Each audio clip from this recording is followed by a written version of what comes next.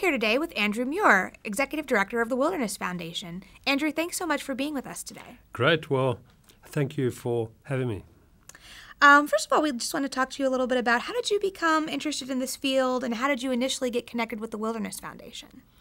Well, obviously as a young boy growing up, I had a great love for the outdoors. I don't think you can live in Africa and not be moved by the landscapes and the animals, the wildlife.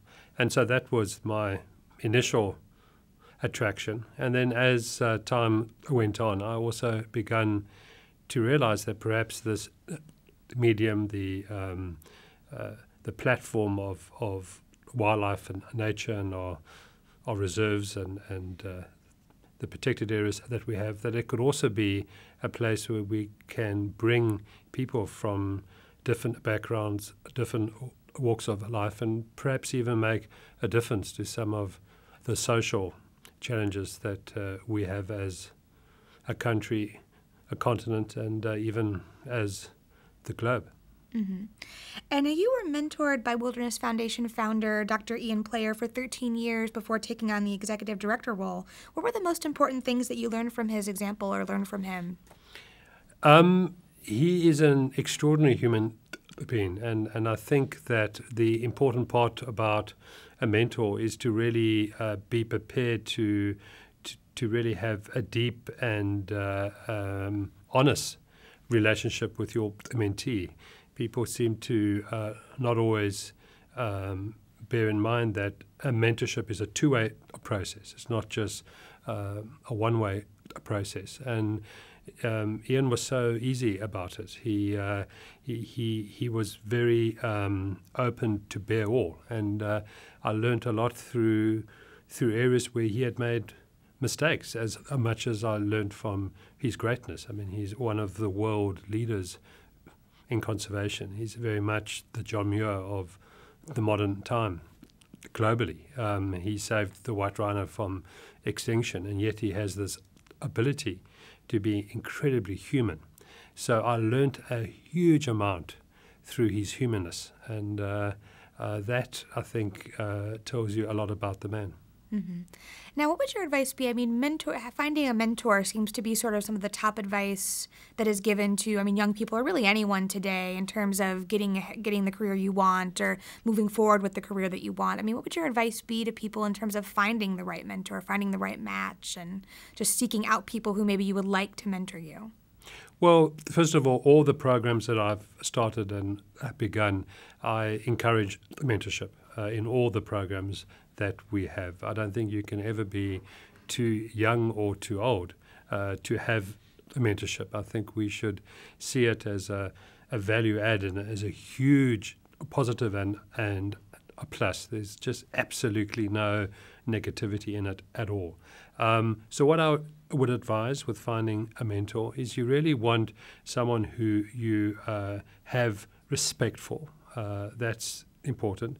It's critical that there's a natural respect between the mentor and the mentee. Trust is earned. You don't necessarily know immediately whether that trust relationship would be there, but I think if you respect the individual, it's fairly natural that trust will follow.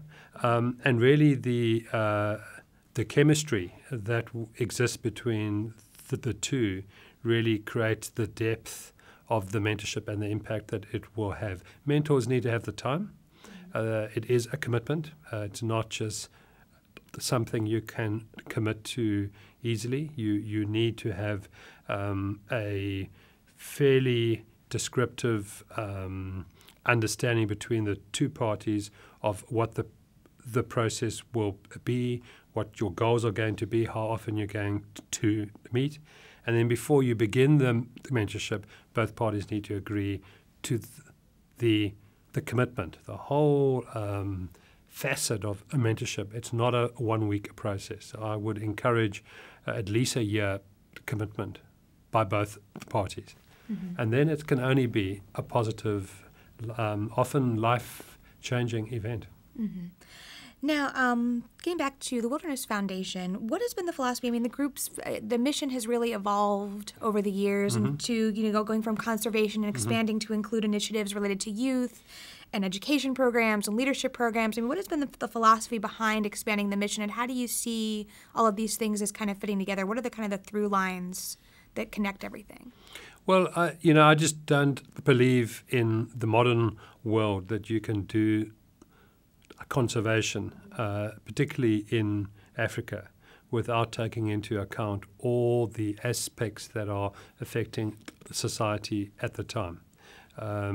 Environment is very much about people, and environment is very much about the human impact on environmental issues. So if you don't embrace your neighbors to the parks, if you don't embrace your leaders of the future, if you don't create custodianship and ambassadors for the parks, for wildlife, for rhino, for whatever it is you're trying to protect as a so-called game ranger, how do you expect that one's going to protect these natural resources into the future? So that's very much the philosophy behind the Wilderness Foundation, that we have to be about environment and people. We need to bring the people element in order to create custodians and ambassadors for the future. So we need to create programs which are geared at the various interests and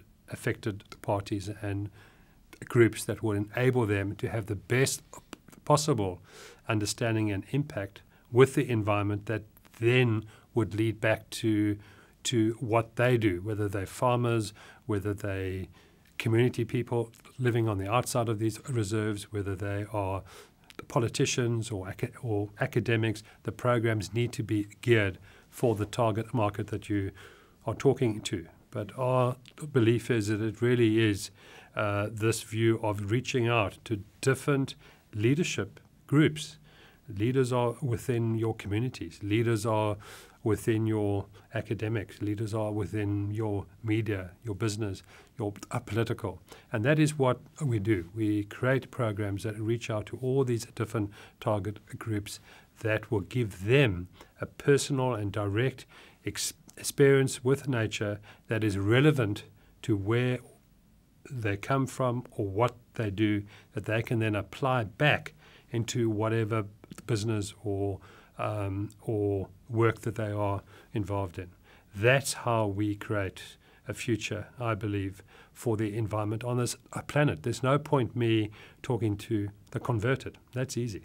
It's easy for me to talk in front of a bunch of greenies. We can have a good whiskey afterwards and we can all talk the same. It's another thing trying to talk to a group that aren't quite sure about this environmental thing and about these issues that are facing us, not just as a human species, but also as a planet as a whole. Mm-hmm. Now, how do you identify and strategize for the different projects you take on, and then what kind of measures do you use to determine whether something is to measure success? That's a good question, and I think again one always needs to, with these kind of questions, understand the context and the working environment. So within South Africa, it's a very dynamic, moving picture. We have huge social challenges such as HIV, AIDS, and so obviously the first template with planning is we will develop programs around the current issues facing the country, because that's where you're going to get traction and that's where you're going to get support, partnership, funding, and hopefully where people will then take these programs seriously because they can be fairly easily mainstreamed. So that immediately means that your planning process has to be fairly dynamic because these issues are evolving the whole time, and yet fairly generic as well, because obviously we're talking to different target markets and groups the whole time around these various issues. So if we take HIV/AIDS as an example, AIDS affects everything. From a conservation perspective, 3% of our workforce in conservation areas in our country die each year due to AIDS. So you can imagine if it takes 5 years to train a ranger, in 1 year we could lose as a country a substantial portion of that workforce in terms of the training and investment made in it, never mind the social impact and the devastation that that causes on the ground in the communities and where those people work. So clearly any impact we can have to reduce the number of people being affected with AIDS, any impact we can have in reducing the number of people that die, and any impact that we can have in making the communities far more aware of all these processes coming in, only makes conservation better off, but also gives them a perspective that we care, because we do. And therefore, we don't just care about the wildlife, we don't just care about our natural resources, but we care about all living things. And this is the messages that we try and give. So within the strategic planning, it's really a holistic approach, and it's really about developing programs that have a meaningful impact on the ground. There's no point developing a program that looks great at a university or great in a book or on a paper. We have to test it, and we need to benchmark it against the realities of the situations that we're dealing with. Mm-hmm. And can you recall a time when an initiative didn't work well or wasn't working out well? And what did you take away from that, or how did you kind of pivot and restructure it to work differently? Well, I remember back in 1995, our country was just moving into democracy. We had just had our elections. We just had the new government in power. But one of the challenges that we had was that, believe it or not, 92% of the population of the country at that time had never been into a park, a reserve, into a natural area. Now, that's very hard to believe when you're talking about a country of South Africa that is endowed with natural beauty. But that was one of the legacies of apartheid. There was a piece of legislation which prevented black South Africans from experiencing large parts of the country. And so we immediately had this legacy issue to deal with. And so one of the programs that we started was a program that would take young people up the mountains of Table Mountain and into these natural areas. So almost create black hiking clubs on a mass-based process to get as many people safely in and out of these natural areas. That was the idea. I had two challenges. First of all, to raise and find a way to get the funding for these kind of programs, and then the second challenge was how to do it. The mistake I made was that when we designed the program, we thought, well, I'll just find a whole lot of environmental education officers, and they would take these young people into the mountain. Where I made the mistake was that I was dealing still with the legacy of apartheid, and a lot of these black youth did not want to go with white men or white women who were the trained environmental education officers. So I then had to change the whole thinking and planning around the program. And the solution that we found is we created a volunteer youth leadership program where we trained youth leaders from the very townships to be the guides. So we actually gave them guide training. We taught them how to guide, and then we made the program their program, and they then guided tens of thousands of youth over the years up Table Mountain in this instance. So it's a program that still operates, still works, but is led by black youth volunteers for black youth from the townships. Very strong peer mentorship, very strong. You can just imagine that the teaching and the impact is so powerful because the youth can identify with the teachers and the medium. So there's an example of a problem and hopefully a solution which has worked. Mm. Now, how have like issues related to apartheid, how has that, the way that they have impacted various programs that you do, how has that evolved over the years? Like, obviously it hasn't gone away, but I would think that, as you said, the time goes on, that it sort of evolves in the way that it impacts the country and impacts individual people and individual programs. So, have you seen that, or? Yeah, I think it's really related to this the people being able to really see the program for what it is, or see the impact that you're trying to give for what it is, see the genuineness of what it is that you're trying to do, and then buying into that. I think, to use a analogy, in America, it's quite obvious that the Civil War, although it was a long time ago, there's still residual. Apartheid, that residual will be around for generations and generations to come, and rightly so. And we must never forget what happened, never, ever. And so we need to have that. But at the same time, we need to develop programs that people can see that they are genuine, they can impact on them, they can be part of them, they see it for what it is. Is when you hide things, or when you try and create programs without communicating what it is that you're trying to achieve, that's when I think some of the legacies of the past come on. Why are you hiding this? Why are you not telling us the whole thing? Why are you keeping this or keeping that? So it's just being transparent in what you do, and people see that and they accept that. I think also in the South African story, there are now millions and millions of young South Africans who we call the born frees, including my two children. They were born in an area where there was no apartheid. They were born post 94, and millions.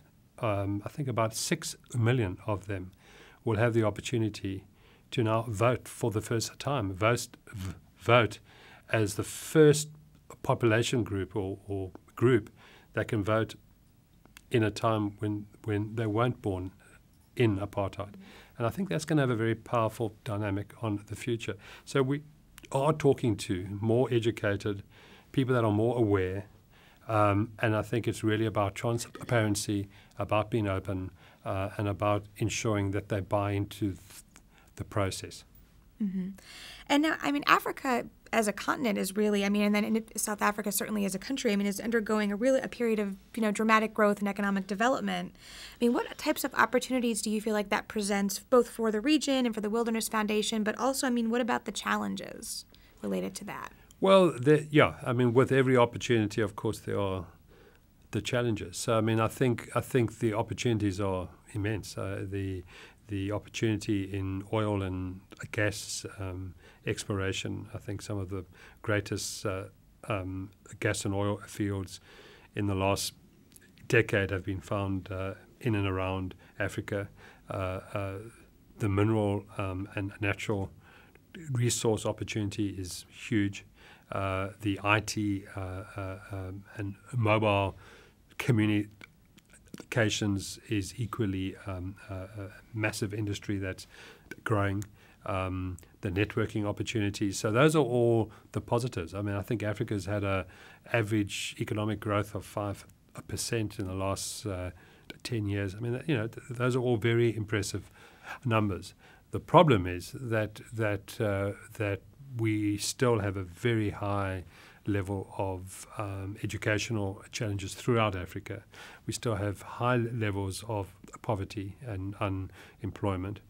We still have issues with that natural resource exploration. It's we need to make sure that the policies and the laws and the rule of law is adhered to in terms of environmental legislation, and ensuring that that exploration happens in as sustainable way as one can have. So I think we must not make the mistakes that if I may say, countries like China have made, where they've got huge environmental and ecological issues that they're only now beginning to address.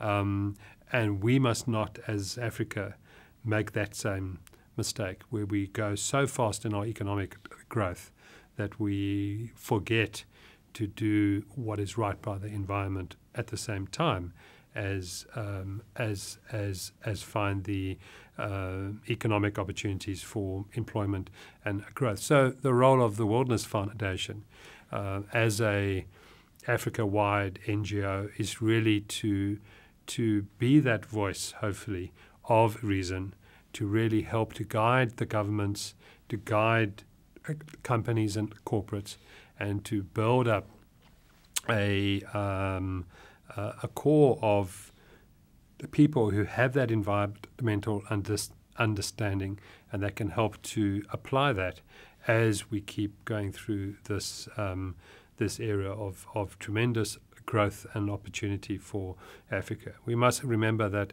climate change and global warming, it's going to and is probably going to affect Africa, probably one of the worst of all the continents. And so that also needs to be borne in mind as we're going through this huge period of growth. So the role of civil society is critical in the future democratic process of Africa as a whole, and also in terms of the future of Africa as a positive turnaround story. We need civil society to be strong on all those areas of human rights, of poverty alleviation, of environmental concern, of a sustainable practice. That needs to come into the picture more and more. And it's through the international pressure, hopefully, that will happen. Mm-hmm. And now getting back to leadership questions, I mean, what has been your toughest leadership challenge and how have you solved it? Well, I need to look. I think you are a leader because you're there to deal with the tough issues. The easy stuff tends to get handled by other people. You get the tough questions and the challenges.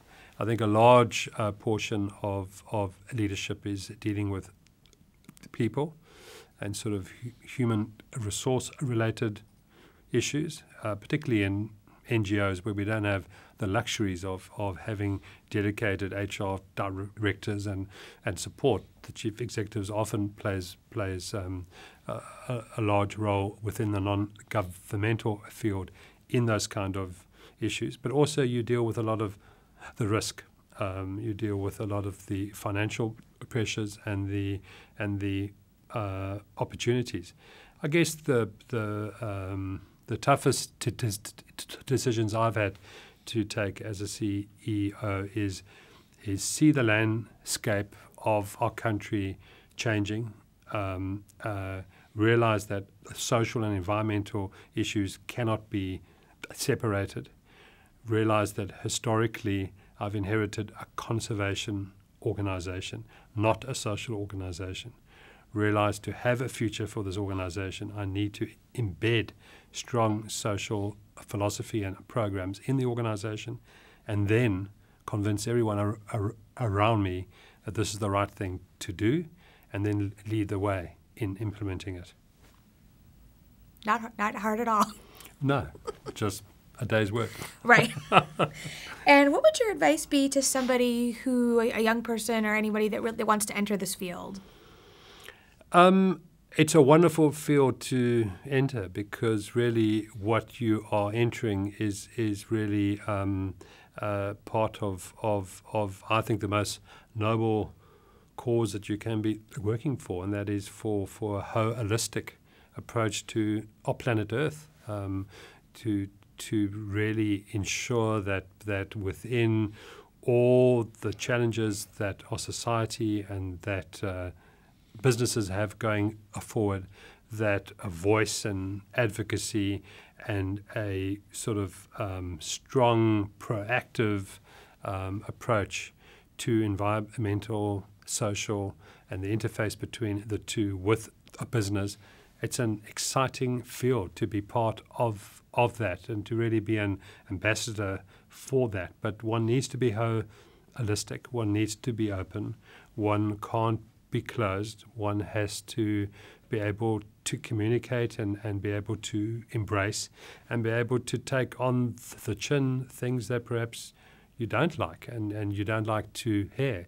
But you've got to think of the greater good. And I mean, I think our job right now is we are at a period of our history as humankind where we're under great threat, and the threat that we're under is of our own making.